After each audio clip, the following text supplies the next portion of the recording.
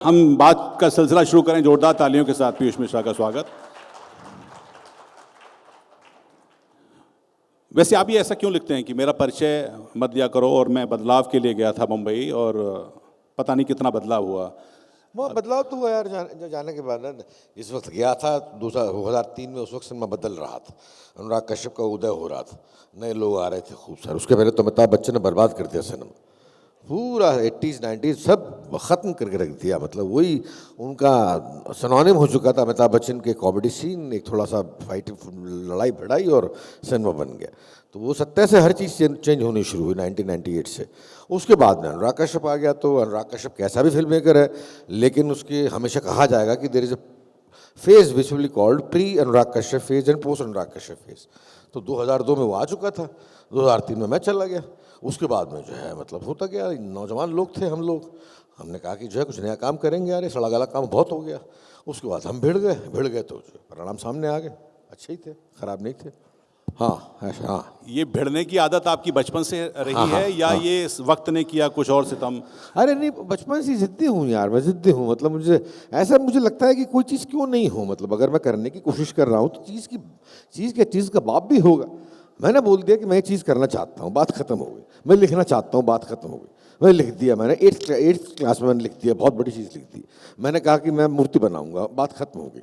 मैंने कहा मैं पेंटिंग बनाऊंगा, बात खत्म हो गई। हो जाती है, पता नहीं कैसे हो जाती है, बन जाती है। मैंने कहा मैं गाना लिखूंगा, बात खत्म हो गई। मैंने कहा मैं एक्टिंग करूंगा, बात खत्म हो गई। हो जाता है, एक बार कर लेता हूँ, वो जिद ठान लेता हूँ मैं, हो जाता है। मतलब पता नहीं कैसे हो जाता है।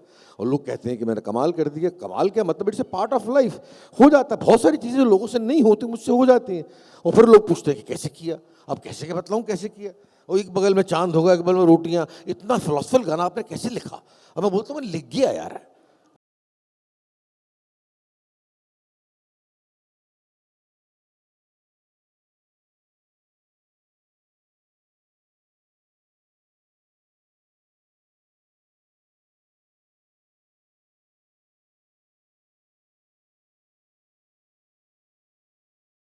लिखा था मैंने, इडियट्स, पैसे मिल रहे थे मुझे उसके। तो वो बिलीव नहीं करते। तो फिर मैं बोलता हूँ, बात बनाने में मैं एक्सपर्ट हूँ। मैं बोलता हूँ मैं डूब गया था, मैं पेड़ की तरफ देख रहा था, रात को मैं जो है सोते हुए सो गया। सुबह गाना दिमाग में आ गया और फिर कोई झलक आई में, रोशनी हुई, और ये पता नहीं क्या क्या बकवास करनी पड़ती है। मतलब मीडिया नहीं मानता, इतना आसानी से आप कैसे लिख सकते हैं। लिख देता हूँ मैं, नहीं लिख सकते, लिख देता हूँ मैं, नहीं लिख सकते। अब सुनो, बड़ी बड़ी बातें सुनो। तो बड़ी बड़ी बातें करने की जरूरत ही नहीं मेरे बारे में। मैं ठीक हूँ, आई एम ह्यूमन बीइंग, बहुत सारे काम कर लेता हूँ, ईश्वर की कृपा है। ये बहुत दिनों तक मैं समझता रहा कि मैं करता हूँ, ये हम सारे काम मैं करता हूँ। अब कहीं जाकर चेतना आई है कि तुम नहीं कर रहे, यू आर एन एम्प्लॉय।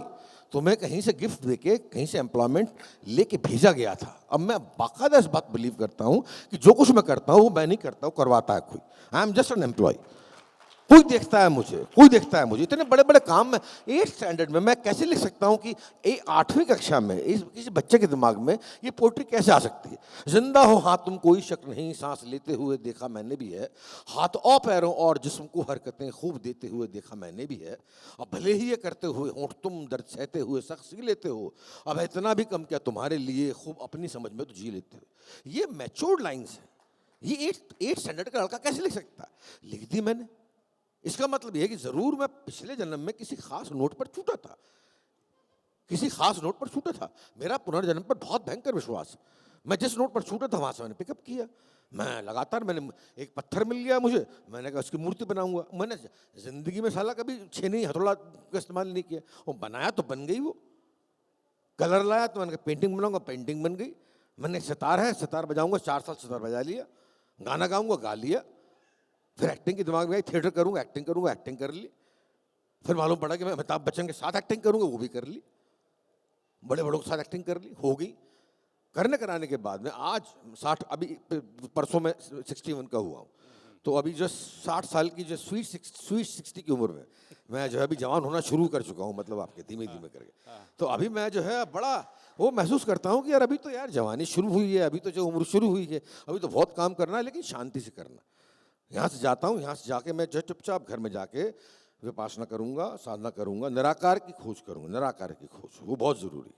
निराकार की खोज में मगन हो जाऊंगा, सारे यूफोरिया को छोड़ जाऊंगा कि मैं इस फंक्शन में गया था, उस फंक्शन में गया था, वैसे ही बहुत जूते पड़ चुके हैं मुझे इस फंक्शन का इनवाइट लेके, वैसे ही पड़ चुके हैं। आज सुबह जब मैं लखनऊ में था, वो जिक्र जरूर लखनऊ में था आज, तो आज सुबह, इसको नाम मालूम है, सर को भी नाम मालूम है, नाम नहीं लूंगा, मेरा एक दोस्त है, कम्युनिस्ट दोस्त है, लेफ्टिस्ट दोस्त है, उसका सुबह उसने पोस्टर देख लिया होगा कि मैं जो है इस फंक्शन में जा रहा हूँ, तो सुबह सुबह एसएमएस आ गया उसको, बड़ा खतरनाक एसएमएस, तुम नीच हो चुके हो, तुम भ्रष्ट हो चुके हो, तुम पापी हो, तुम दुराचारी हो, तुम अत्याचारी हो, तुम साले, तुम ये वो, क्यों? क्योंकि तुम आरएसएस के फंक्शन जा रहे हो। तो मैं सुनता रहा, मैंने आजकल मैं इनकी बातों पर गौर करता ही नहीं, लेफ्टिस्टों की बातों पर गौर करना नहीं चाहिए। तो मैंने कहा और बोल, ज़्यादा और क्या बोल रहा है हाँ, और अच्छा एसएमएस में बात हो रही थी, एसएमएस में उसने अपने संभ्रांत लैंग्वेज में, नीच पापी से ऊपर नहीं बढ़ा हो, मैं बढ़ गया, मैं बड़े आराम से बढ़ गया नीच पापी दुराचारी से ऊपर। मैंने कहा मेरे पास में से बेहतर शब्द है, अब तू सुन, और तू सुन, बढ़िया शब्दों में उसको आपके मतलब औकात पे लाया। मैंने कहा देख मेरे को अब कोई ज़रूरत नहीं है, जहाँ जाऊँगा मेरी मर्जी है, लेफ्ट में जाऊँगा, राइट में जाऊँगा, आरएसएस में जाऊँगा, बीजेपी में जाऊँगा, कांग्रेस में जाऊँगा, मेरी मर्जी है। मेरे को इनवाइट मिला था, जब मैंने इनवाइट एक्सेप्ट किया तुम्हारा, कल मैंने जो परसों मैंने वहाँ चला था वहाँ से बॉम्बे से, तो मैंने आरएसएस के बंदों को बुलाया था, संदीप मेरा दोस्त है, संघ प्रचारक है, तो मैंने बताया, मैंने पूछा, मैंने कहा पंगा क्या है यार, आरएसएस का पंगा क्या है। मैंने कहा मैं तो वहाँ पर जाऊँगा तो मैं तो अपनी बात बोलूँगा, मेरे मुस्लिम्स बहुत सारे दोस्त हैं, बड़े अजीज दोस्त हैं, मैं तो बोलूँगा उनके बारे में। उन्होंने कहा पीयूष भाई कोई दिक्कत ही नहीं है वहाँ पर, कोई दिक्कत नहीं है, आरएसएस इवॉल्व हो चुकी है, इसका इवॉल्व स्वरूप है, शाखा में मुस्लिम बंदे आते हैं, आप क्या बात कर रहे हैं। मैंने कहा ऐसा कहने लगा, ऐसा। मैंने कहा तू बता मेरे को साक्ष्य दे, उसने मेरे को साक्ष्य दे दिए। अरे मैंने कहा क्या बात कर रहा है, मैंने कहा हाँ। अब मैं अगर किसी कम्युनिस्ट सभा में जाऊंगा और बोलूंगा कि मेरी हरिद्वार में गंगा में पैर रखने की इच्छा हो रही है, तो वो तो मुझे गाली देंगे। मैं बोलूंगा मेरे को 4 धाम की यात्रा करने की इच्छा हो रही, तो मुझे गाली देंगे। मैं बोलूंगा कि मेरे को अभी मथुरा जाने की इच्छा हो रही है, कृष्ण अनुभूति करने की इच्छा हो रही है, मुझे गाली देंगे। मैं यहाँ बोल रहा हूँ, मुस्लिम मेरे दोस्त हैं, यहाँ तो कोई गाली नहीं दे रहा मेरे को, तो कट्टरपंथी कौन हुआ, तुम हुआ कि ये हुआ? कौन कट्टरपंथी हुआ, तुम हुए कि ये हुए? तो मैं तो बड़े आराम से, मेरे तो बड़े अजीज दोस्त हैं मुस्लिम, मेरे दो बचपन के सगे दोस्त जो हैं कमर और भैये, भगवान जाने कहाँ पर हैं, जहाँ पर भी रहें सुखी रहें, देख रहे हैं अगर इस इंटरव्यू को, तो बड़ा मज़ा आ रहा होगा उनको। इम्तियाज़ अली के साथ में था कल, इम्तियाज़ अली मेरा अजीज़ दोस्त है, इम्तियाज़ अली जिसने रॉक स्टार और तमाशा बनाई थी, वो फिल्म मेकर है, मैंने उसका दोनों में काम किया था। कल वो रॉक स्टार की तो शूट में बैठ जाया करते थे हम, बीच उसका एक गाना था कुन साया कुन, वो उस पर मैंने बात करी। मैंने कहा यार क्या गाना लिखा है, ये तो कमाल कर दिया कि मतलब जब कुछ भी नहीं था वही था। निराकार की साधना गाना है, तो ला इलाहा इल्लल्लाह, इल्लाह कहीं नहीं है छोड़ अल्लाह के, ये तो बहुत बड़ी बात है। इसी की तो बात हम कर रहे थे। कहने लगे पीयूष भाई इसका उदाहरण ऋग्वेद में मिलता है, ऋग्वेद उसने मुझे कोट कर दिया। और मैंने कहा तू मुझे ऋग्वेद में, तो मैंने भी नहीं पढ़ा, तब तक मैंने भी नहीं पढ़ा था, तो मैंने कहा तूने ऋग्वेद कोट कर दिया? उन्होंने कहा कोट कर दिया, मैं डिफाइन कर रहा हूँ आपको। मेरा दोस्त है इम्तियाज़ अली उसका नाम है, मेरा अजीज दोस्त है। एक तारिक खान है मेरा दोस्त, उसने कहा कि पीयूष भाई वो भी फिल्म मेकर है। उन्होंने कहा ये ज़मीनी जिहाद और रूहानी जिहाद में फ़र्क होता है, ये जिहाद कर रहे हैं, ये ज़मीनी जिहाद कर रहे हैं, एक रूहानी जिहाद होती है, अंदर से लड़ना पड़ता है। मैंने कहा वही तो हिंदू धर्म बोलता है, अंदर से लड़ो, इवॉल्व हो, और जाके एक बार की आपके एकाकार करो और साधना में लीन हो जाओ। कहने लगा हाँ यही प्रॉब्लम है। कुछ लोग हैं जो बोलते हैं कि अबे नहीं ये बातें नहीं होंगी, ये होगी तो ब्लास्फेमी होगी। मैंने ब्लास्फेमी कैसे होगी भाई, तुम्हारे बारे में पूछ रहे हैं, तुम हमारे बारे में पूछो, कोई टेंशन नहीं है, ब्लास्फेमी कहाँ से होगी? उन्होंने कहा नहीं ये ब्लास्फेमी है, हम इसके बारे में बात नहीं कर सकते। नहीं कर सकते, गो टू हेल यार, हु केयर्स अबाउट यू। नहीं कर रहे मत करो, मुझे क्या जरूरत है, मेरे सैकड़ों दोस्त हैं। तो इस तरह की चीज़ें हैं ज़िंदगी में, बहुत साधारण सुधरा हुआ। अब कम से कम पहले जैसे भी था मैं, आजकल बहुत ही सुधरा हुआ आदमी हूँ, शांत मन से जो है बैठ जाता हूँ, अपने आराम से साधना करता हूँ, अपने आराम से जो विपश्यना करता हूँ, और जो है यारों के पीछे बैठता हूँ। जब से आया हूँ तब से खूब सिगरेट्स पी रहा हूँ मैं, रजनीगंधा खा लिया 5-6, और मैं आराम से हूँ मैं, मतलब आराम ज़िंदगी में रहे, आराम से रहना बहुत ज़रूरी है ज़िंदगी में। वो नहीं पालना चाहिए पंगा, बोझा नहीं पालना चाहिए, काम का भी बोझा नहीं पालना चाहिए, काम शांति से करो और आराम से आके सो जाओ। हाँ पीयूष भाई, एक सवाल मेरा था। अभी आपने बात की, पुनर्जन्म की बात की, आपने विपश्यना की बात की, तो ये परिवर्तन आया कैसे? ये सर अच्छा हम तो आपको एक कम्युनिस्ट के रूप में जानते हैं, उसी तरह की पहचान रही है, ये अचानक ईश्वर विपश्यना, ये परिवर्तन कैसे? था बचपन में था सर, 20 साल की उम्र में आ गया था, मेरे को जो है कुछ ध्यान की प्राप्ति हो गई थी, लेकिन फिर मैं शराब के चक्कर में पड़ गया। बहुत गंदा फेज था वो, मैं अल्कोहलिक हो गया था, वो दुर्भाग्य था मेरा, बहुत दुर्भाग्य था। उसने बड़ा परेशान किया मेरे को उस अल्कोहलिज्म के फेज में। तो मेरा वो ध्यान बिल्कुल कर ही नहीं पाता, सब छूट गया था। 2010 में 9 में गोला लाई थी, 2009 में गोला लाई थी। 2009 में जो है मैं अमेरिका के टूर पे था, वहाँ पर मुझे ब्रेन स्ट्रोक आया।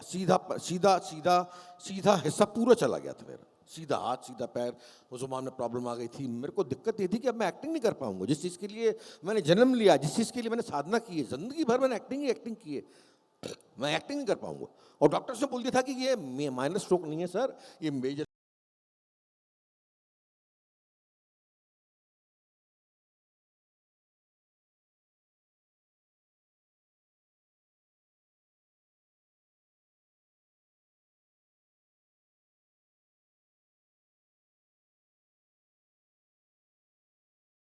कुछ फूकेंगी और हो सकता है तो उसी हो जाए।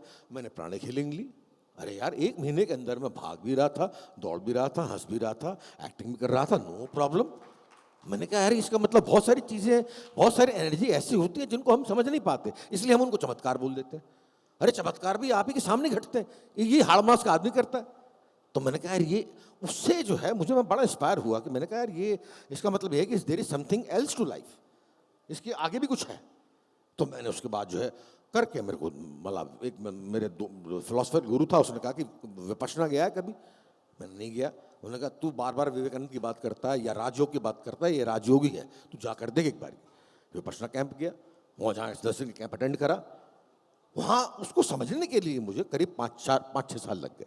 तो आपके दोस्त नाराज होते हैं विपश्यना में जा रहे, जो आपके अब तमाम तो दोस्त हैं? सर, अब तो क्या नाराज होंगे, अब तो मेरे पास में ये है ना, अब नाराज नहीं होते। पहले तो ये था कि मैं फिल्म देख रहा था, देवी जी एक फिल्म देख रहा था, उसमें आया करते थे नेशनल एंथम आता, तो नेशनल एंथम आता तो मेरी एक जेएनयू की महिला थी, हमारी दोस्त थी, उनका फ़ोन आया तो मैंने उठाया नहीं, क्योंकि एंथम चल रहा था, मैं खड़ा हुआ था, तो मैं नहीं उठाया फ़ोन।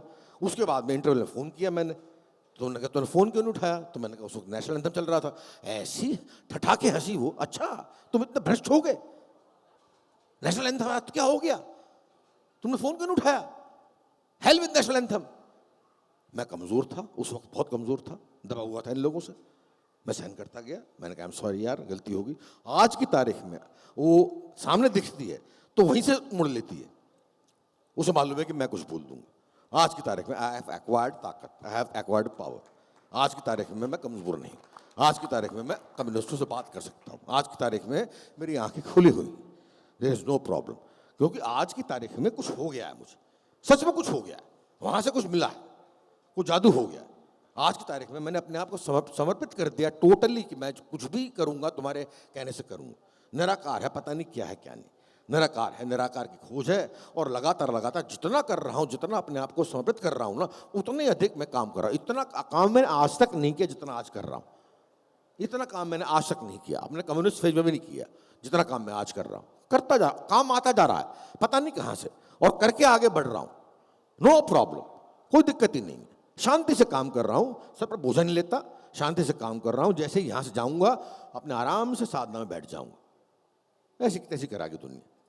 इनकलाब जिंदाबाद। एक चीज़ और, क्या ये साफगोई की वजह है जिसकी वजह से आपको लोग बार बार ये सेम बातें सुनना चाहते हैं? क्या चीज़? ये जो साफगोई है, जो ये ब्लंटनेस है, ये जो खुलकर कह देने की, जिससे शायद आपके दोस्त आपको बागी समझते होंगे। पता नहीं यार क्या है क्या नहीं, मेरे आदत है ऐसी हो गई है। मतलब अब क्या छुपाना, जितना कुछ बक चुका हूँ मैं अपने इंटरव्यूज़ में, इतना बक चुका हूँ अपने इंटरव्यूज़ में। मैं मेरे ख्याल से मैं उस वक्त, अब क्या कौन है जिसका ललन टॉप का बंदा, सौरभ से मैंने न्यूज़ रूम में सिगरेट मांग ली थी कि यार मेरी सिगरेट है, तुम्हारे पास चलती है कि सिगरेट यहाँ पर? तो उसने कहा कि यार पीयूष भाई यहाँ मत मांग, बाद में बोला मुझसे यहाँ मत मांगा करो सिगरेट, यहाँ पर नहीं चलती। तो अब ठीक है, अब जो मन में आता है, अब मन में आता है तो बोल दिया। तुम्हें अगर पसंद नहीं आया तो मना कर दो, ठीक है, बढ़िया बात। अब मैं इतना, और नकली होने में यार बड़ी दिक्कत होती है। नकली होने के उसके बाद घर जाके सोचना पड़ता है कि आज नकली बोला, नींद नहीं आ रही, क्या मतलब है? ऐसे बेहतर है सच बोल दो। साला आदमी बुरा मानेगा, 1 बार मानेगा, 2 बार मानेगा, 3 बार मानेगा, उसके बाद में मस्त रहेगा। उसको भी मालूम है कि सच बात तो ये है ना। एक बार भर्सना कर दो उसके मुंह के सामने कि हाँ भाई तेरी ये चीज़ पसंद नहीं आई, उस वक्त पूरा मान जाएगा। लेकिन घर जाकर पक्का सोचेगा कि यार ये बात तो सही है। तो वक्ती तौर पर, और सैकड़ों दोस्त इतने दोस्त होते जा रहे हैं मेरे कि मैं कमबख्त दोस्तों से बहुत परेशान हो गया हूँ। इतने दोस्त हो गए मेरे दुनिया ध्यान में, दुनिया क्या आरएसएस के, क्या कम्युनिस्ट, क्या कांग्रेसी, क्या बीजेपी, क्या सैकड़ों दोस्त हो गए और किसी को मना नहीं करता। और सबको मालूम है करूंगा मैं वही जो मैं चाह रहा हूँ, करूंगा मैं वही जो मैं चाह रहा हूँ। तुम बकवास कर लो, डिबेट कर लो, मुझे हरा दो, तुम नीच हो, पापी हो, दुराचारी हो, प्रूव कर दो, मैं तब भी करूंगा वही जो कि मैं चाह रहा हूं। तुम्हारी बात सुन लूंगा, घर जाऊंगा, उसके बाद वही करूंगा जो मैं चाह रहा हूं। तुम मेरा कुछ बिगाड़ नहीं सकते, बात खत्म हो। ऐसे एक बात बताऊं आपको, आपको बात भारत की जैसे कार्यक्रमों में और आना चाहिए। आप उधर उनके कार्यक्रमों में जाएंगे तो यहाँ के सभी लोग सुनेंगे। इसका क्या? अगर आप किसी वामपंथी विचारधारा के कार्यक्रम में जाएंगे तो भी यहाँ के जो लोग आपको प्यार करते हैं वो आपको यकीनी तौर पर सुनेंगे। लेकिन यहाँ पर आने के बाद जो लोग संभवतः आपको भला बुरा कह रहे हैं सुबह से या कल से, उनको भी तो पता चले कि पीयूष मिश्रा क्या कहते हैं और किस तरह से कहते हैं। अरे यार, उनमें भी जो है जो 20 साल के बच्चे तो नहीं होते साले, 20 साल का बच्चा होता है कोई क्या? 20 साल में प्रेम पत्र एक्सचेंज करने की उम्र हो जाती है। 20 साल से 30 साल तक के जो लोग हैं वो वहाँ पर भी पसंद करते हैं। वो उन्हें ये परेशानी होती है कि आप बदल क्यों गए, आप वामपंथ से इधर क्यों चले गए, आप वामपंथ से राइट विंग में। अरे मैं यार, तुम सोचना बढ़िया बात है। राइट विंग क्या होता है, लेफ्ट विंग क्या होता है, मुझे मालूम नहीं। मैं पहले लेफ्ट विंग में था, अब राइट विंग में आ गया। कहाँ से आ गया? मैंने कपड़े भी चेंज नहीं किए, मैंने बाल कंघी भी वैसे की वैसे रखी है, मैं कहाँ से चेंज हो गया? अब उन्हें रास्ते नहीं मालूम कि राइट विंग और लेफ्ट विंग के बीच में भी एक रास्ता हो सकता है, अध्यात्म नाम की चीज़ हो सकती है कि आप बीच में जो कहीं और मुड़ गए। मतलब जब मैं प्रश्न करता हूँ, साधना में बैठता हूँ, मुझे वाकई जो है आपके मतलब कोई आरएसएस और बीजेपी और समाजवादी पार्टी और कम्युनिस्ट पार्टी भूल जाता हूँ मैं कि एग्जिस्ट करती हूँ, कि ये टारगेट नहीं है मेरा क्या आपका भी नहीं है, किसी भी इंसान का टारगेट ये चीजें नहीं हो सकती। इवन मैं तो बोलता हूँ हर चीज हर धर्म के 3 विभाग होते हैं, विपासना, प्रतीक और दर्शन। दर्शन तो हर चीज का पूरा मतलब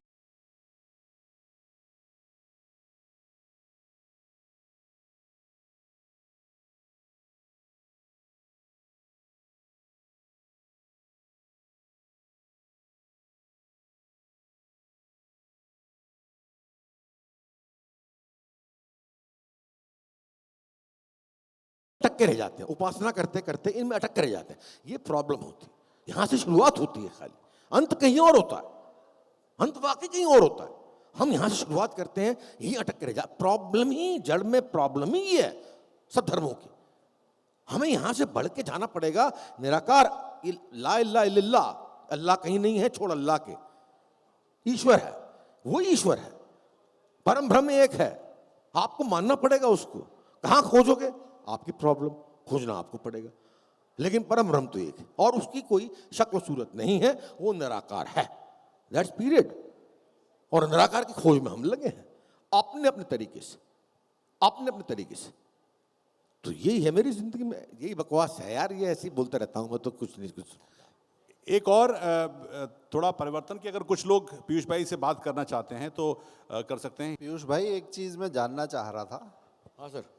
विपश्यना सबके लिए लाभदायक होती है? अरे सबके लिए लाभदायक होती है। दिल्ली के मुख्यमंत्री बहुत कर रहे हैं।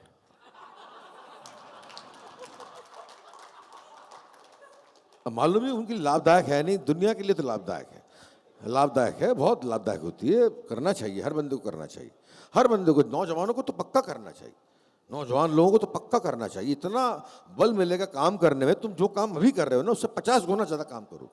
विपश्यना मतलब राजयोग है, बेसिकली राजयोग है। विवेकानंद जो बोल गए हैं, राजयोग का दूसरा नाम जो है, बौद्धों ने उसे विपश्यना नाम दे दिया है, अदरवाइज वो राजयोग है।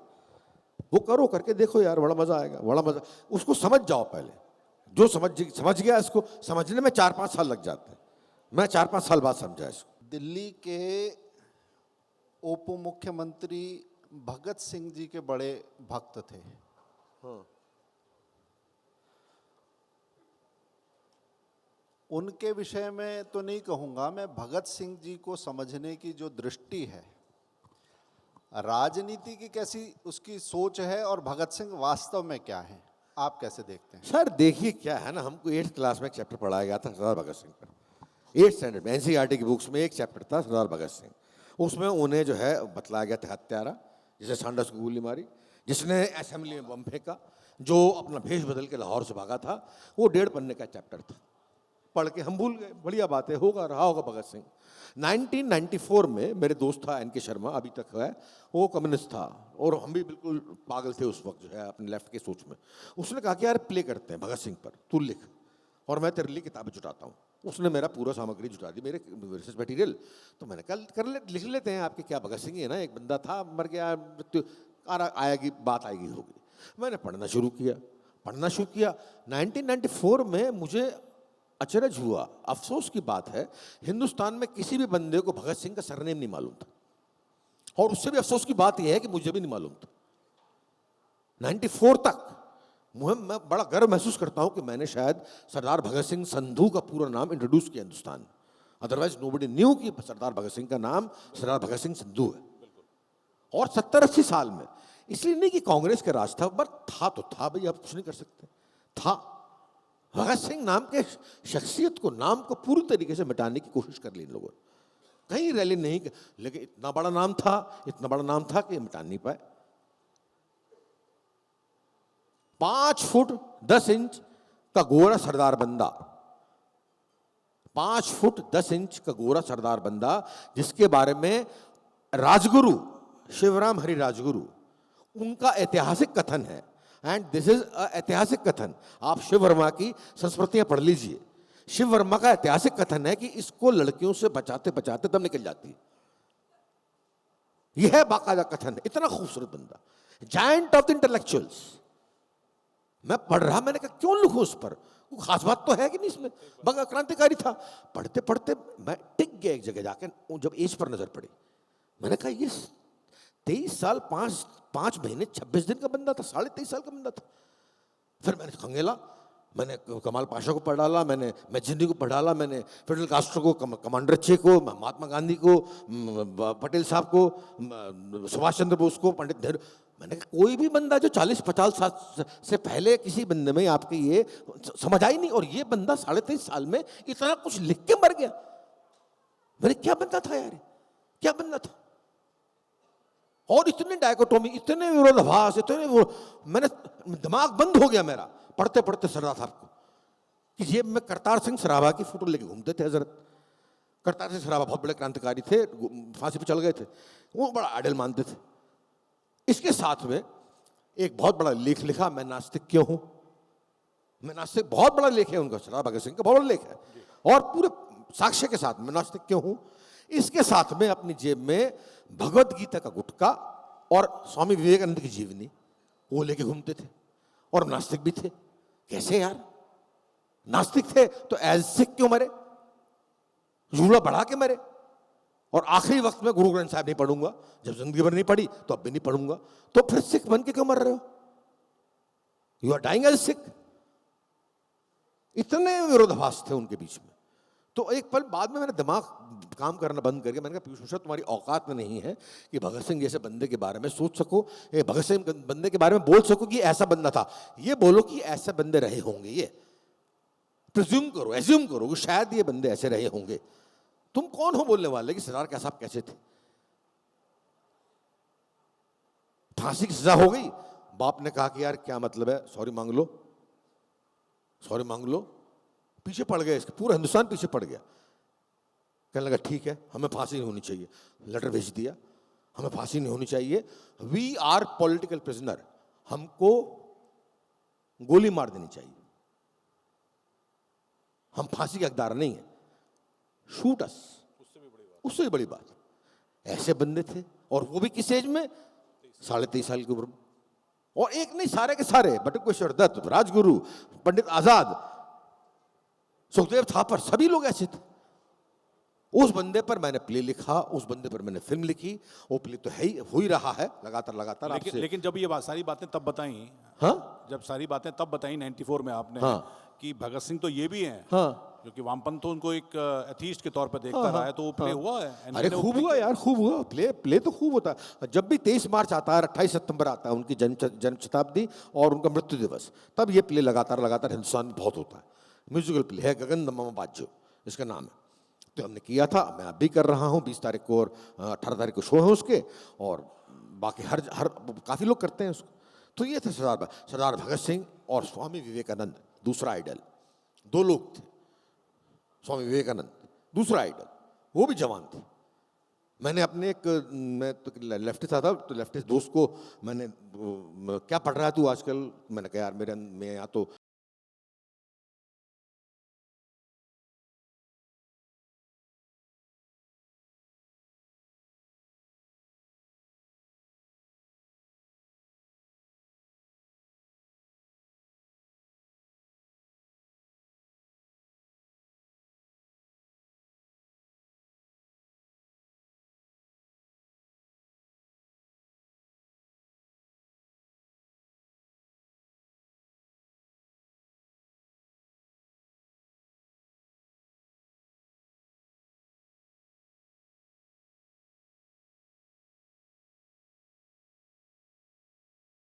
सकते इसको।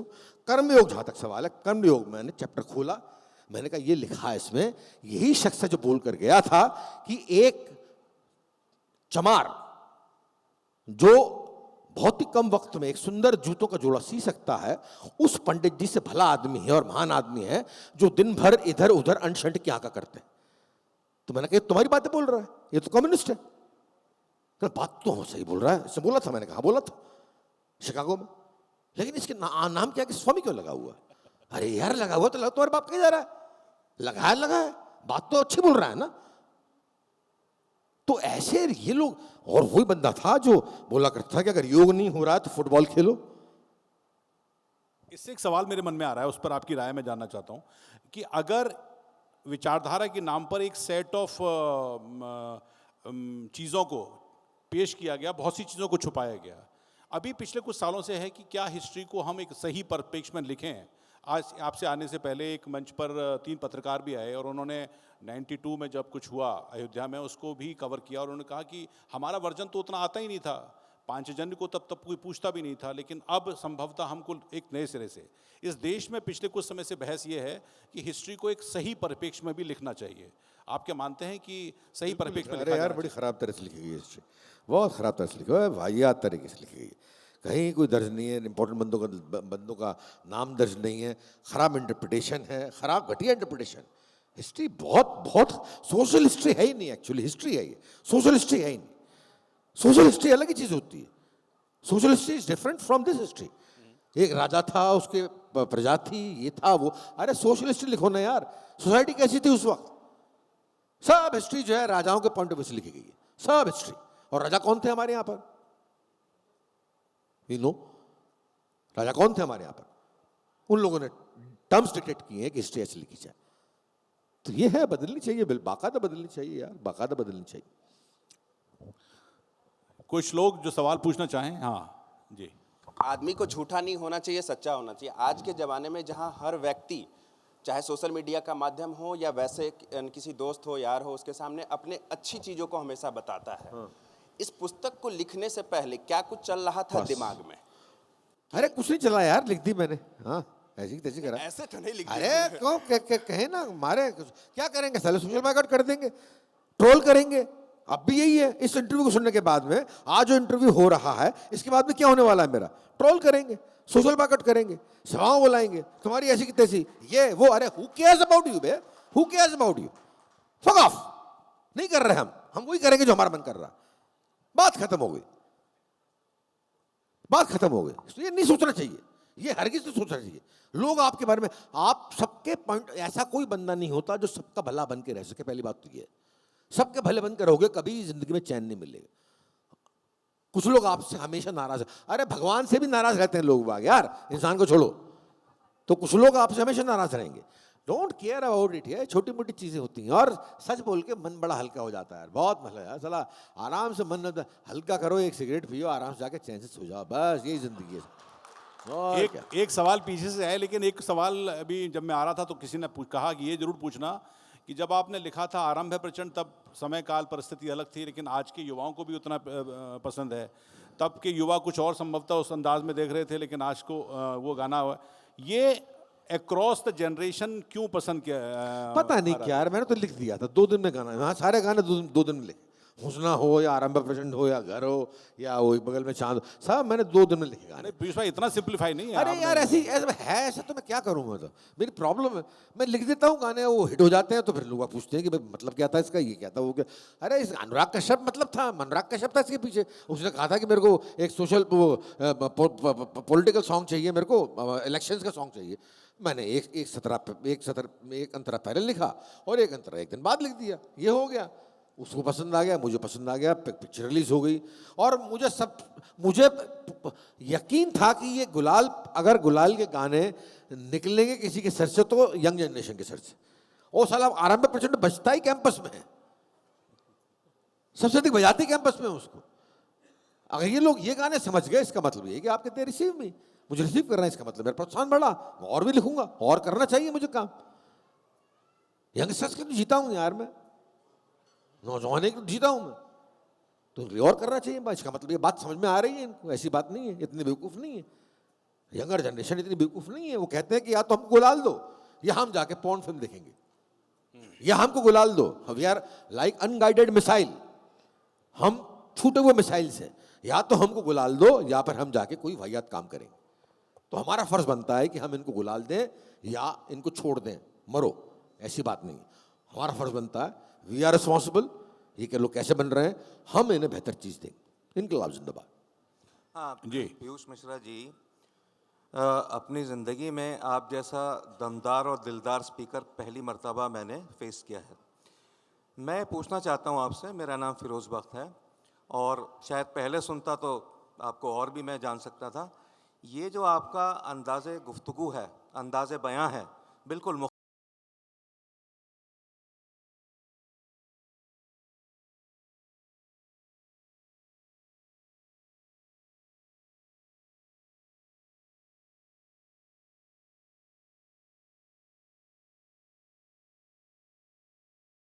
हुआ था तो मेरे पास असीम टैलेंट थे, लेकिन शख्सियत नहीं थी। मैं पूरी जिंदगी जो है 60 साल 61 साल की जिंदगी शख्सियत कमाने में लग गई। I was talented, hugely talented, gifted बंदा था, टैलेंटेड मतलब गिफ्टेड बंदा था, लेकिन आई वॉज पर्सनैलिटी लेस। ये पूरी की पूरी जिंदगी पर्सनैलिटी कमाने में लग गई। ह्यूमर कमजोर था, तर्क वितर्क कमजोर थे, हर चीज कमजोर थी मेरे पास। ये शख्सियत नहीं थी, शख्सियत अब है। तो ये इसका कोई मतलब रॉकेट साइंस तो है नहीं कि आपकी शख्सियत ऐसे कैसे बन गई। मेरे ख्याल से बहुत कुछ भरा हुआ था मेरे अंदर, जो बचपन से दबाया गया था, निकल नहीं रहा था। अब निकला है तो बहुत भयंकर तरीके से निकला है। अब लोगों को खराब भी लगता है कई बार कि ज़्यादा बोल जाते हो, तो लगे यार मार। लेकिन ये तो एनएसडी के समय से आपके संग निकलना शुरू हुआ था ना, हेमलेट की जो सफलता थी। नहीं एनएसडी, अरे नहीं, ये तो बाद में यार, बाद में एक्टर के भी बाद में 90s खत्म, बॉम्बे जाने के बाद में निकलना शुरू हुआ। ये बॉम्बे जाने के बाद में जो है मैंने महसूस करना शुरू किया है कि यार मुझे वही बोलना चाहिए जो कि सच है, उससे कम नींद अच्छी आती है। ये बॉम्बे जाने के बाद शुरू हुआ और शराब कम होने के बाद शुरू हुआ, अल्कोहलिज्म थोड़ा कम हुआ, तब से मुझे मालूम हुआ। और जब से अध्यात्म जिंदगी में आया तब से लगा कि क्यों डरे यार। डर मतलब डर एक वेदों में एक टर्म बार बार इस्तेमाल होता है, निर्भय निर्भय निर्भय, बहुत इस्तेमाल होता है। आप निर्भय रहकर ही निराकार की साधना कर सकते हैं, निर्भय होकर ही आप निराकार की साधना कर सकते हैं। आप साधना ही तब कर सकते हैं जब आप निर्भय। आप निर्भय होइए ना यार, डर किस बात का है, कौन सा तारा साला। ये तो मैं और ढंग से बोल रहा हूँ, अभी महिलाएं बैठी हुई हैं, लड़कियां बैठी हुई हैं, मेरे पास तो ऐसे ऐसे वर्ड्स हैं, मैं इस्तेमाल कर देता हूँ उनका बाकायदा। क्यों नहीं यार, मेरा हक बनता है, डेमोक्रेटिक राइट है मेरा। हाँ, आप ये बात कह रहे हैं, बहुतों के सिर हिल रहे हैं, लेकिन वो कह रहे इस्तेमाल नहीं करेंगे। हाँ, एक सवाल सामने है। सब, मेरा नाम सीरत है। एक सवाल है कि आजकल युवाओं को आपकी कविताएं बहुत पसंद आती है, इतना जनरेशन गैप होने के बाद भी। तो आप लाइक कैसे प्रोत्साहित होते हैं और आप शब्दों का चयन कैसे करते हैं? जो यार मैं कुछ नहीं करता डालें, मैं कुछ नहीं करता इसमें। मैं कैसे बतलाऊं सब लोगों को शब्दों का चयन कैसे करता हूँ, कथानक कैसे चेंज करता हूँ। मैं कुछ नहीं मालूम, मुझे मैं कैसे लिखता हूँ, मुझे कुछ नहीं मालूम, सच में कुछ नहीं मालूम, तुम्हारी कसम मुझे कुछ नहीं मालूम। पीयूष भाई, मैं लिख देता हूँ यार, लिख देता हूँ, लिख के वो हिट हो जाता है, पता नहीं क्या साला ये शाप लगा हुआ है मेरे पे। पीयूष भाई, हाँ सर। अभी क्या हुआ कि जब आपके साथ था तो कुछ लोग बातचीत कर रहे थे और ये जानना चाह रहे थे, इन्हीं की बात को आगे बढ़ा रहा हूँ, कि ये 60 साल के पीयूष भाई में ऐसा क्या है कि 16 साल के लड़के पागल रहते हैं इनके पीछे? लड़कियां भी बोलिए ना। क्यों पागल रहते हैं? आप उनसे पूछो यार क्यों पागल रहते हैं। मैं तो यार जैसा हूँ वैसा हूँ, मैं लिख देता हूँ, मैं बोल देता हूँ, एक्टिंग कर देता हूँ, करके फिर जो है अपने घर आ जाता हूँ। मतलब आपके इससे ज़्यादा इन्वॉल्व नहीं रहता इसमें मैं। ये काम करने के बाद में इससे अधिक इन्वॉल्व नहीं रहता इसमें। ये काम करके छोड़ देता हूँ उनको, इसलिए बहुत सारे काम कर पा रहा हूँ जिंदगी में जो है आपके। मतलब काम के साथ में, काम में इन्वॉल्व मत रहो, एक बार कर दो, छोड़ दो, अगला काम करो। इसलिए बहुत सारे काम हो रहे हैं मेरी ज़िंदगी में। मेरी ज़िंदगी में मेरा बैंड इतना पॉपुलर है, बैंड इतना टायरिंग है, लेकिन बैंड जब करता हूँ परफॉर्मेंस, उसके बाद में बड़ा अच्छा लगता है। इतनी पोट्री हो रही है, इतने प्लेस हो रहे हैं, मेरा प्ले चल रहा है अभी भी बॉम्बे में, इतनी एक्टिंग हो रही है, क्योंकि करके मैं चिंता नहीं करता कि इसका फल क्या मिलेगा। मैं यहाँ पर जो है मतलब भगवत गीता का प्रयोग करता हूँ। मैं चिंता नहीं करता कि इसका फल क्या मिलने वाला है। कर दिया मैंने, करके मैं सारे अपने जो 3 प्रोजेक्ट्स हैं फिल्म के, करके मैं अपने आराम से दूसरे काम कर रहा हूँ, उसका इंतजार नहीं कर रहा। रिलीज होंगे हो जाएंगे, हिट होंगे हो जाएंगे, पिट जाएंगे, कोई बात नहीं, मैं और करूँगा। मेरा प्रश्न हाँ बोलो।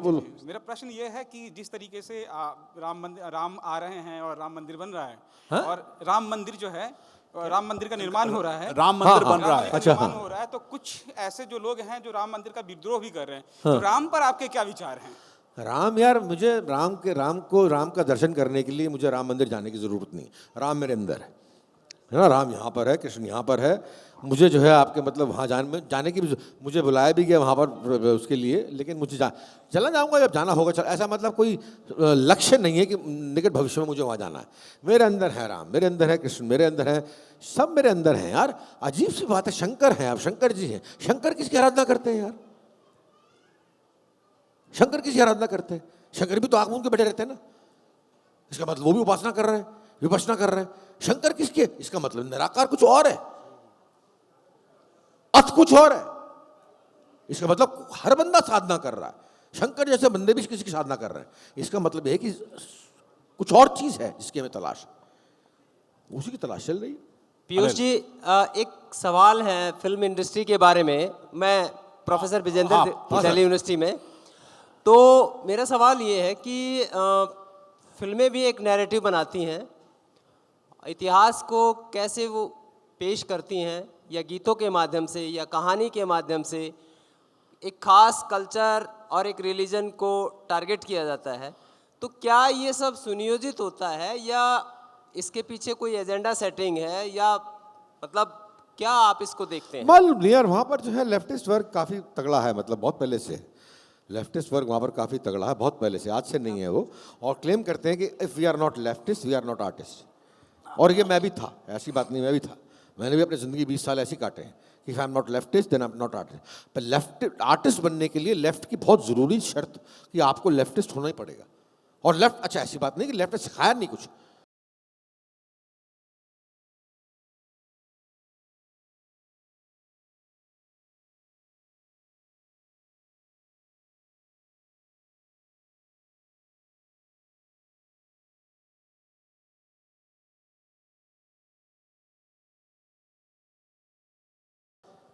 काम करो। तो वो जो है वहाँ पर एक इतना तगड़ा वर्ग है वहाँ पर लेफ्टिस्ट का, कि जो है वो लेफ्ट फिल्म मेकर, अब उनका है यार, अदा है उनकी, अपनी फितरत है, उसमें मैं कुछ नहीं कर सकता। अब मुझे लगता है पहले डिसऑर्डर एंड जीनियस, एक बड़ा फेमस टर्म है ना, डिसऑर्डर एंड जीनियस, जो जितना डिसऑर्डर होगा उतना ही बढ़िया जीनियस होगा। मेरे साथ भी ऐसा हुआ। मेरे गलतफहमी थी कि जब तक मैं शराब पीऊंगा या तब तक मैं बहुत कमाल काम करूंगा। अनुराग कश्यप, अरे बड़ा फेमस किस्सा है यार ये तो सुनो। अनुराग कश्यप है, मेरा अजीज है, उसने मेरे को चढ़ा दिया कि पीयूष भाई आप शराब पी के कमाल लिखते हो। मैंने कहा सच में? मैंने शराब पी के एक चीज़ नहीं लिखी आज तक। तो उन्होंने कहा आप पी के कमाल लिखते हो, कलम आपकी क्या चलती है? मैंने कहा आज मैं शराब पी के लिखूंगा। तो मैं जो है अपने घर से लेटर पैड ले गया, बार में गया, मैंने 6 पैग मंगवाए रम के एक साथ। मैंने कहा ना रहेगा बांस ना बजेगी बांसुरी, कौन जा साला बार बार ऑर्डर करेगा। मैंने मंगवा लिए 6 पैग मंगवाए एक साथ, और सबको बनाकर बैठ गया। एक पैग के बाद में मैंने पूरी स्क्रिप्ट जो है मैं डायलॉग के, मैं स्क्रीन प्ले के लिख डाली थी, पूरी स्क्रिप्ट एक डायलॉग के बाद, एक पैग के बाद। दूसरे पैग के बाद में वो फिल्म रिलीज हो चुकी थी, तीसरे के बाद में वो फिल्म हिट हो चुकी थी, चौथे पैक के बाद में लड़के मुझसे ऑटोग्राफ मांग रही थी, 5वें में उसको ऑस्कर मिल चुका था, और 6ठे में मैं नीचे गिरा हुआ था। यानी ये ख्वाबों में चल रहा था, सब ख्वाबों में, फैंटेसी, शराब का खेल है। और अगले दिन सुबह उठकर देखा मैंने स्क्रिप्ट पर एक लफ्ज नहीं लिखा हुआ था, कोरा स्क्रिप्ट थी। तो ये है, ये सब फैंटेसी की चीजें हैं। ये सब जो है मतलब आराम से जो है सुरूर बनाने की चीज़ें हैं, ये इंस्पायर नहीं करती हैं यार। इंस्पायर कौन कैसे हो सकता? सबसे ज़्यादा इंस्पायर ध्यान करता है ज़िंदगी में। ध्यान करके काम करो आप, ध्यान करके कर्म करो आप, इतना कर्म करोगे, इतना सुनियोजित कर्म करोगे और शांति से कर्म करोगे, और जहाँ कर्म खत्म होगा वहाँ पर बैठने की इच्छा होगी। हाँ यार ये कर्म हो गया, अब उसके बाद बैठते हैं, आराम से बैठते हैं। एक सवाल और आ रहा है, आपको इंटरव्यू करना आसान भी है और बहुत डिफिकल्ट भी है, लेकिन एक कलाकार के तौर पर आप सेटिस्फाइड हैं, संतुष्ट हैं? हाँ यार हूँ, मतलब काफ़ी हो गया, काफ़ी कर लिया मैंने काम। मेरे ख्याल से ऐसा नहीं है, काम तो काफ़ी करा, काफ़ी कर लिया मैंने काम, बहुत काम किया, बड़ा ज़िंदगी में काम इतना किया, कुछ काम किया, वो दोनों वो चीज़ें सही हैं। इश्क भी बहुत किया और काम भी बहुत किया, बहुत काम किया, अंत तक काम। और पर्टिकुलरली लेफ्टिस्ट ने करवाया मुझसे काम, ऐसी बात नहीं है, ये लोग काम करवाते हैं। और मार्क्स पर बोलना बड़ा ज़रूरी है। कार्ल मार्क्स यार बहुत ही बड़ा आदमी था, बहुत बड़ा आदमी था। क्या इंटरप्रिटेशन दे गया सोसाइटी का वो।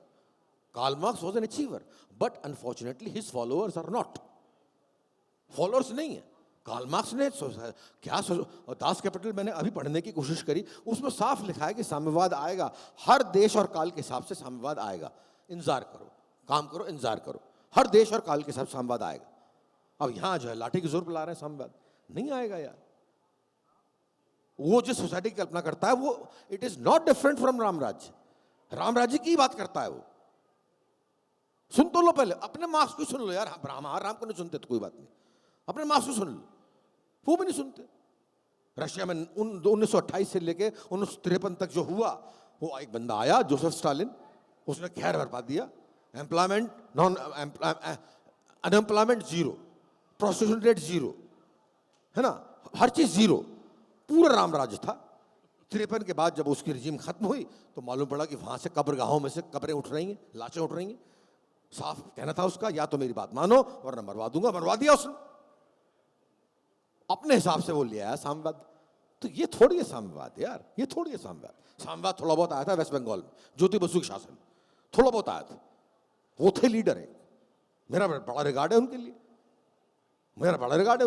एक लीडर था कम से कम। बहुत खराब स्पीच थी उनकी, इतना बढ़िया काम करते थे, कुछ कहने के। 18-20 साल लगातार शासन किया उन्होंने, मेरा बड़ा रिगार्ड है उनके लिए। तो ये वहाँ पर है कुछ ऐसी कुछ चीज़ें हैं जिसको मैं भी नहीं समझ पाता क्या है क्या नहीं। मैं तो खैर फिल्म मेकर हूँ नहीं, तो इसलिए मुझे ज़्यादा कुछ मालूम नहीं है। मैं तो I work as an employee, मुझे पैसे देते हैं, मुझसे काम करवाते हैं, मैं काम कर देता हूँ और घर आके जो है थोड़ा सा 1-2 पैग लगा के सो जाता हूँ। यानी कि आप कार्ल मार्क्स को राम राज्य से जोड़ रहे हैं, यही तो समस्या उनके लिए हो जाएगी जो सुनेंगे आपको। है यार, लेकिन वाकई कार्ल मार्क्स ने जो सोसाइटी की कल्पना की वो यही थी कि सबको हक मिलेंगे, कोई लड़ाई नहीं होगी, कुछ नहीं होगा। ये मैंने जोड़ा है, किसी और ने जोड़ा आज तक, ये मेरा इंटरप्रिटेशन कि जो है वही होगा, वही था, मतलब वही था। जी एक सवाल पूछे। मेरा नाम संजीव है। मैं पूछना चाह रहा हूँ आपसे पीयूष जी कि आपकी जन्मभूमि और कर्मभूमि दोनों अलग अलग जगह है, तो दोनों के बारे में आप क्या कहना चाहेंगे? और भारत की जो नई स्थिति और परिस्थिति है अभी जो मोदी जी चला रहे हैं, उसके लिए आपकी क्या राय है? तीनों बात है। एक जन्मभूमि मेरी जो है ग्वालियर है, और कर्मभूमि मेरी मेजर कर्मभूमि रही दिल्ली। 20 साल मैंने यहाँ थिएटर किया और 20 साल से मैं सिनेमा में हूँ, 21 साल सिनेमा में हूँ। मैं मोदी साहब के बारे में पहले भूल चुका। मेरे बहुत ही साफ उद्गार हैं। 2014 से लेके 2014 में आए थे ना, 14 से लेके अभी जो है 10 साल तक मेरे लिए तो चमत्कार ही है जो कुछ हुआ है। बहुत लोग बुरा माने हैं मेरी बात का, बहुत लोग बुरा माने मेरी बात का। मैंने कहा मैंने बोल दिया, अब मैंने हाथ में पत्थर ले लिया, पत्थर से घिस दिया, पत्थर की लकीर होगी। मैंने कहा ये है मेरा कहना, पत्थर की लकीर है। अब मैं टस से मस नहीं होऊंगा, लाख गाली दे लो, मैं टस से मस नहीं होऊंगा। ये मैंने बोल दिया, मुझे ऐसा लग रहा है। वो कहते हैं कई बार, कुछ पत्रकार लोग हैं, बड़े संपादक हैं यार, वो कहते हैं ये परसेप्शन है पीयूष, तुमको मालूम नहीं है, परसेप्शन क्रिएट किया गया। अरे तो उन लोगों ने क्यों नहीं कर लिया, दूसरी पार्टी ने क्यों नहीं कर लिया परसेप्शन क्रिएट? परसेप्शन उसी बंदे का क्रिएट होता है जिसके अंदर कुछ दम हो। उनके पास तो 80 साल से थी रिजीम, उन लोगों ने क्यों नहीं कर लिया? परसेप्शन करने लायक माल नहीं था उनके पास में। तो मैंने कहा मैं अभी तो मानता हूँ सर, अभी तो मानता हूँ मैं। अब इतना आधा रुपया माल लेकर चलोगे आपके, मतलब वो क्या ठीक है, मतलब ठीक। अरे यार मुझे अच्छे लगते हैं मोदी साहब, जैसे कि मुझे गुलजार साहब अच्छे लगते हैं, जैसे कि मुझे सलीम साहब अच्छे लगते हैं, जैसे कि मुझे धर्मेंद्र जी अच्छे लगते हैं, जैसे कि मुझे रजनीकांत जी अच्छे लगते हैं। भले बंदे हैं, स्टार नहीं है, स्टार हो वो अलग बात, भले बंदे हैं, दूसरों के बारे में सोचते हैं। ऐसे ही मुझे मोदी जी अच्छे लगते हैं। अब इसके लिए मुझे सूली पे चढ़ा दें, ये फांसी पे लटका दें, मुझे कोई टेंशन नहीं। मैं एक सवाल है।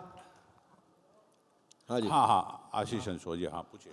पीयूष जी, मेरा सवाल 9 साल पहले मोदी जी की जब सरकार आई थी, उस वक्त आपका एक इंटरव्यू आया और उसमें आपने कहा कि मोदी जी जैसा कोई दूसरा प्रधानमंत्री नहीं, अद्वितीय जैसा कुछ ऐसा आपने बताया था। क्या मतलब? मोदी जी इंटरव्यू आया जैसा था। कोई प्रधानमंत्री नहीं है। एक दैनिक भास्कर में आपका इंटरव्यू आया था भोपाल बिल्कुल, में, अनिल जहाँ जी, तक इतने याद है, बिल्कुल। उसका जिक्र कर रहे हैं जिसमें आपने कहा था कि क्या आपकी आवाज़ एक्चुअली सर सेम स्थिति यहाँ भी है, आपकी आवाज वैसी ही हम तक आ रही है। अच्छा, आप पूछो पूछो, मैं बता, मैं थोड़ा आगे आके बात करूँ क्या? नहीं, बोलो वहीं से बोलो। मेरा सवाल ये कि आपने उस वक्त ये कहा था कि मोदी जी जैसा कोई दूसरा प्रधानमंत्री नहीं है। ठीक है। सवाल यहाँ नहीं है, सवाल उसके बाद आता है। उसके बाद आपके कुछ मित्र सक्रिय हो गए और उन्होंने कहा कि पीयूष मिश्रा ने शराब बहुत पी ली थी, उसके बाद इंटरव्यू दिया था। मेरा सवाल अब ये है कि सच में क्या उस दिन आपने शराब बहुत पी ली थी? दूसरी बात कि जब आप शराब पी लेते हैं उसके बाद क्या आप अविश्वसनीय हो जाते हैं? अविश्वसनीय हो जाते हैं। ये शायद भोपाल की घटना की बात कर रहे हैं जो भोपाल दैनिक की, भास्कर ने दिल्ली एक की इंटरव्यू घटना छपा है। हुआ था और दिल्ली में अविनाश दास ने बुलाया था आपको, यहाँ एक कार्यक्रम दिल्ली में हुआ था। दिल्ली की घटना है दिल्ली ये। की घटना है, दिल्ली बाद में बताया गया कि वो झूठा इंटरव्यू था। उस लड़के ने बाद में वो टेप भी जारी किया जिसमें आपने वो इंटरव्यू दिया था अब मालूम नहीं और मुझे। बाद में आपने खुद डिनाई किया कि हाँ उस दिन रात को थोड़ी ज्यादा हो गई थी इसलिए मैंने मोदी जी की तारीफ कर दी। तो आप शराब पीने के बाद सच में अविश्वसनीय हो जाते हैं? अरे शराब पीने के बाद तो मैं क्या क्या हुआ था मैंने आपको बतलाया नहीं। मैं क्या क्या नहीं हुआ हूँ यार शराब पीने के बाद तो। लेकिन अभी ऐसी स्थिति नहीं है ना, अभी जो है हालत ऐसी नहीं है, अभी ऐसी हालत नहीं है। पहले थी ऐसी हालत, पहले थी ऐसी हालत, लेकिन अब ऐसी हालत नहीं है। मैं उस पर थोड़ा काबू कर चुका हूँ। और मोदी जी के बारे में मैं कभी नहीं कह सकता ऐसा कि जो है शराब पीने के बाद में, नहीं यार, I really believe it, I really. अभी मैंने पी हुई है क्या? अभी नहीं पी हुई, अभी मैं तारीफ कर रहा हूँ उनकी, बात ही खत्म होगी।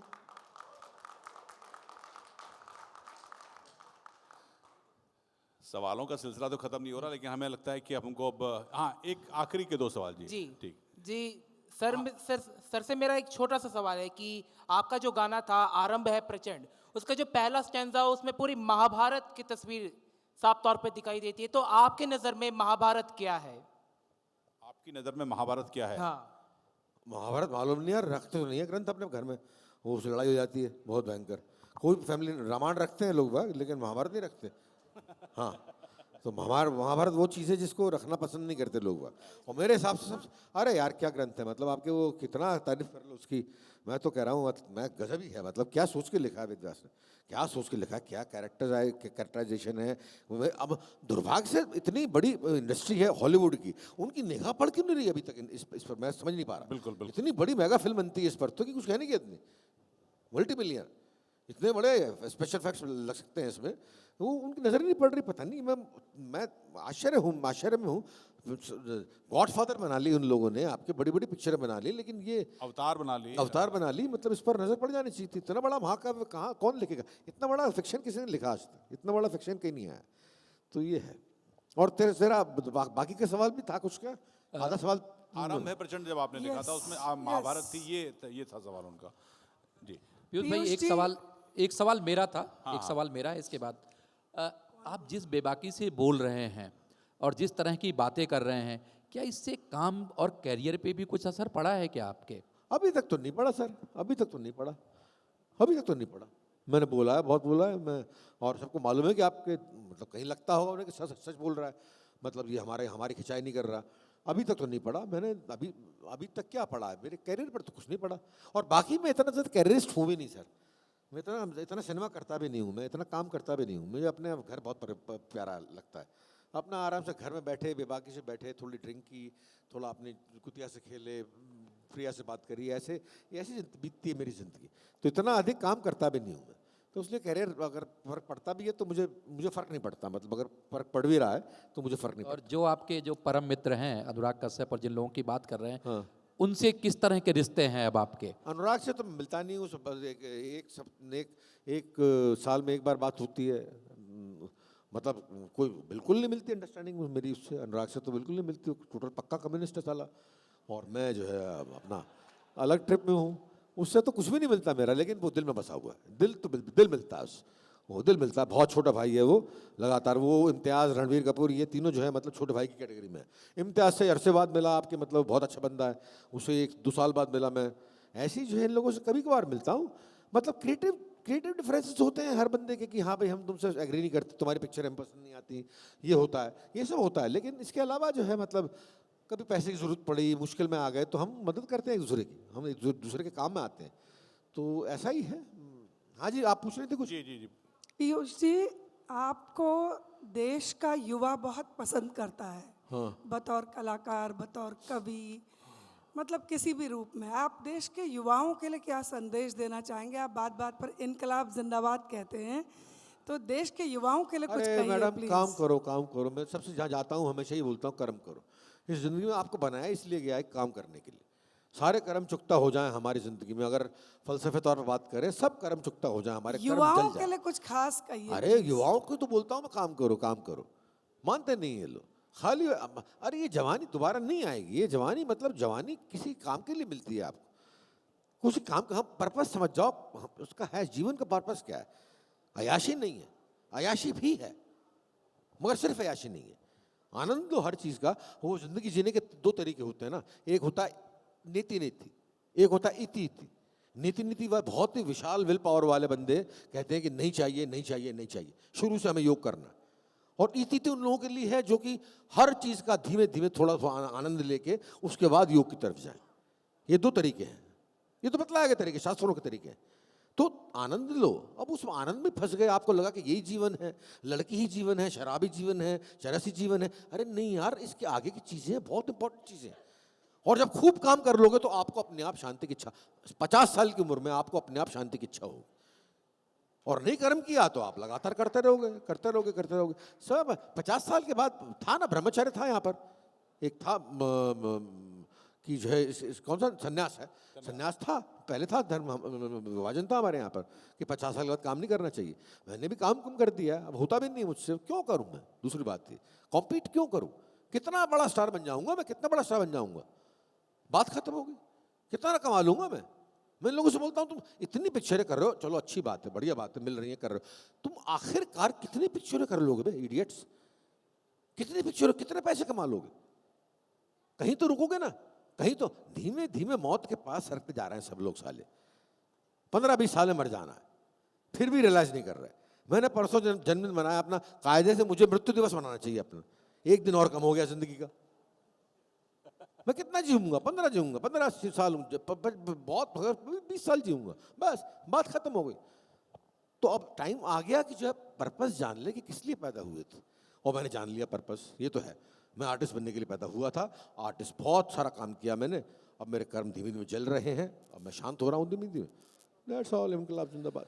बहुत बहुत धन्यवाद पीयूष भाई। और मुझे लगता है कि शायद अच्छा कुछ और भी है, अभी ये तो खत्म नहीं हुआ, देखिए सब उधर भी आएंगे, आपके सवाल तो जाएंगे। हाँ, मेरा सवाल आपके इसी जो आपका वक्तव्य था, आपने सरदार भगत जी का भी नाम लिया, स्वामी विवेकानंद का भी नाम लिया, और निर्भय कई बार आपने ये सब प्रयोग किया। सेम स्टेटमेंट आपका एक ये भी था, जब राष्ट्रगान चल रहा था आपने फ़ोन नहीं उठाया तो आपने उनको कन्वर्सेशन, आपने सॉरी शब्द भी बोला। हाँ? सॉरी शब्द भी बोला आपने, ये अभी अपने स्टेटमेंट में ही बोला कि मैं फ़ोन नहीं उठा पाया तो मैंने उनको सॉरी भी बोला। हाँ। और आपने इस बात को एडमिट भी किया। हाँ। अब आप ये बताएं, जैसे कि आप कह रहे हैं कि मैं आप स्टार बनना चाहता था या कलाकार बनना चाहता था, आप कलाकार बन गए। हाँ। तो ये आपका जो एक, जहां राष्ट्रगान के लिए आपने सॉरी भी एडमिट किया और अभी आप निर्भय की भी बात कर रहे हैं, तो ये ड्रास्टिक चेंज इस लेवल पे आया कब? आपको कलाकार बनने के बाद जब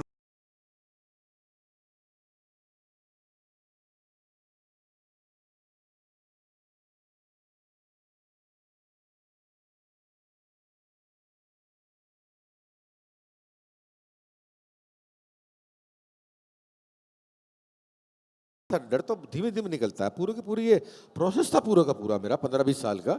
इसमें प्रोसेस एक इसका बहुत ही, तो बता रहा हूँ, ये मूल मंत्र बता रहा हूँ।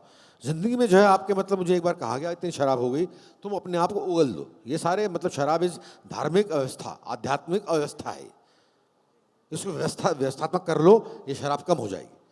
क्या कि जितने ज़िंदगी में पाप किए हैं उसको लिख लो, ब्लैक एंड वाइट, जितने, बिना चूके। और इतने गंदे गंदे पाप लिखो जो तुम अब तक भूल चुके हो, किसी लड़की की बच्ची के जिस पे हाथ रखा है बचपन में वो भी लिख लो, बीवी को मारा है वो भी लिख लो, बहन पर गलत नजर डाली है वो भी लिख लो, जहां तक गिर चुके हो तुम वो लिख लो, सब लिख लो और लिख के किसी सम्मानित आदमी को बता दो। वो प्रीस्ट हो सकता है, वो मनोवैज्ञानिक हो सकता है, वो जो है हिंदू धर्म में तो कोई होते नहीं है, मुस्लिम में भी नहीं होते, प्रीस्ट होते हैं, मतलब उनका काम ही होता है कन्फेशन सुनना। तो उन्होंने कहा इसको किसी को बता दो, इसमें बहुत तकलीफ होगी, मुझे बहुत तकलीफ हुई लिखना, उन पापों को लिखना, मतलब कुरेद कुरेद के निकाला कि यार यहाँ ये करके आया था, और उसके बाद उसको बतलाना किसी को, मतलब ये चीज़ अपने आप को बता नहीं सकता मैं, और अगले बंदे को बतला रहा हूँ, बतलाया अगले बंदे को, बहुत तकलीफ हुई, बहुत तकलीफ हुई। मैं रो पड़ा, मतलब इतना रोया हूँ मैं, घाव फूटे, बस फूटा। I cried like a child bitterly. मैंने कहा ये चीज़ें मुझे भी नहीं मालूम थी, मैं भी भूल चुका था, ये अगले बंदे को मालूम पड़ चुकी हैं, ये सब किया। उसके बाद में धीमे धीमे धीमे धीमे जब सुधरना शुरू हुआ, इतना हल्कापन महसूस हुआ कि कुछ कहने के नहीं, लेकिन हर चीज़ बतला दी मैंने। तो एक तरीका ये है, कहने को आसान तरीका है लेकिन बहुत मुश्किल तरीका है। मेरे ऊपर सर पर बनाई थी, शराब छोड़नी थी, इसलिए मुझे बतलाना था। आप पर ऐसा इतना कोई ऐसी कोई चीज़ मतलब छोड़नी है या किसी से मुक्ति पानी है, वो चीज़ नहीं हुई है आपके साथ में, तो अपनी मर्जी से कोई बतलाता नहीं। तो एक तरीका ये है, और वरना जो है अध्यात्म तो है ही, योग तो है ही, ध्यान तो है ही। सर मेरा आपसे ये प्रश्न है, आज हम बात भारत की करने आए हैं, तो मेरे मन में ये प्रश्न उठता है कि पीयूष मिश्रा के अंदर श्री राम को लेकर क्या छवि बनती है, और जिस तरह पूरा भारत राम में हो रखा है, क्या पीयूष मिश्रा भविष्य में राम को लेकर कोई कविता या गीत लिखेंगे? राम को लेकर कोई कविता या गीत लिखेंगे आप भविष्य में? क्यों नहीं लिखूंगा, बाकायदा लिखूंगा, जब मेरा मन आएगा बाकायदा लिखूंगा, बाकायदा, मतलब परहेज नहीं है मुझे, मैं समझता हूँ। सर श्री राम को लेकर आपके मन में क्या छवि बनती है उनको लेकर? ज्यादा पुरुषोत्तम, आइडियल पुरुष है यार, आइडियल पुरुष है, आइडियल पुरुष रहे, बाकायदा आइडियल पुरुष रहे। बहुत लोगों के कृष्ण को लेकर देखो ना, कृष्ण को लेकर कभी नहीं कहा गया मर्यादा पुरुषोत्तम, कुछ अंचल थे, कृष्ण को लेकर कभी नहीं कहा गया मर्यादा पुरुषोत्तम। राम को लेकर कहा गया मर्यादा पुरुषोत्तम, को आइडियल पुरुष थे, आइडियल पुरुष थे, बाकायदा मानता हूं उनको, बाकायदा मानता हूं। एक आखिरी सवाल एक चीज सर इसी में जोड़नी थी। हाँ, जोड़ क्या जोड़? सर आपने जैसा कहा कि आपके जो कम्युनिस्ट मित्र है वो उनको मानने से मना कर देते हैं कि राम तो होते ही नहीं है, आप जब उनसे मिलते तो क्या जवाब देते हैं उनको कि राम को आप मानते वो नहीं? अरे मना माने उनकी मर्जी यार, नहीं माने तो उनकी मर्जी, क्या मतलब ये क्या, हम क्यों पिस्तौल के नोक को मनवाए कि राम थे? मैं नहीं मानता, मैं नहीं बोलता, मैं नहीं मानता राम को, तो बढ़िया बात है, मत मान, तू मान अपने कार्ल मार्क्स को, तू मान जोसेफ स्टालिन को, तू मान लेनिन को, तू मान पोल पुट को, चासेस्क्यू को, माओ त्से तुंग को, तू मान, बढ़िया बात है, हम नहीं मान रहे, बात खत्म हो गई। सर माफी चाहूंगा, एक लास्ट यही है, आप राम को 2014 के बाद मानने लगे हैं, उससे पहले भी मानते थे? राम की नहीं, आपके मतलब एक ईश्वर नाम की जो है मूर्ति है मेरे दिमाग में बहुत पहले से, बचपन से, और वो सबके दिमाग में। ईश्वर का एक जो है अजीबोगरीब किस्म का साक्षात्कार हर बंदा करता है, भले ही लाख कम्युनिस्ट हो, लाख लेफ्टिस्ट हो, हर बंदे के अंदर जो है ईश्वर नाम की अनुभूति रहती है, वो डर की वजह से हो चाहे किसी वजह से, वो पहचानता बाद में। अरे सर जाने दो अब, आप ठीक है। बहुत बहुत धन्यवाद पीयूष भाई, धन्यवाद समय के लिए और इस पूरी बेबाकी के साथ एक बार फिर यहाँ पर आने के लिए आपका जोरदार तालियों के साथ मुझे लगता है कि पीयूष मिश्रा का स्वागत। गाना भी सुना देता हूँ मैं। आरंभ है प्रचंड बोल मस्तकों के झुंड, आज जंग की घड़ी की तुम हार दो। आरंभ है प्रचंड बोल मस्तकों के झुंड, आज जंग की घड़ी की तुम हार दो। आन बान शान या की जान का हो दान, आज एक धनुष के बाण पे उतार दो। आरंभ है प्रचंड, मन करे सो प्राण दे, जो मन करे सो प्राण ले, वही तो सर्वशक्तिमान है। कृष्ण की पुकार है, ये भागवत का सार है, कि युद्ध ही तो वीर का प्रमाण है। कौरवों की भीड़ हो या पांडवों का नीड़ हो, लड़ सका है वही तो महान है। जिंदगी हवस नहीं, किसी पे कोई वश नहीं, क्या जिंदगी है ठोकरों पे मार दो। मौत अंत है नहीं तो मौत से भी क्यों डरे, जाके आसमान में दहाड़ दो। आरंभ है प्रचंड, हो दया का भाव या कि शौर्य का चुनाव, या कि हार का वो घाव, तुम ये सोच लो। या कि पूरे भाल पर जला रहे विजय का लाल लाल ये गुलाल तुम ये सोच लो। रंग केसरी हो या मृदंग केसरी हो या केसरी हो ताल तुम ये सोच लो। जिस कवि की कल्पना में जिंदगी हो प्रेम गीत उस कवि को आज तुम नकार दो। फूल तीन रंगों में आज भीगी तीन नसों में आज आग की लपट का तुम बहार दो। आरंभ है प्रचंड। क्या बात, बहुत बहुत धन्यवाद, बहुत बहुत धन्यवाद पीयूष भाई।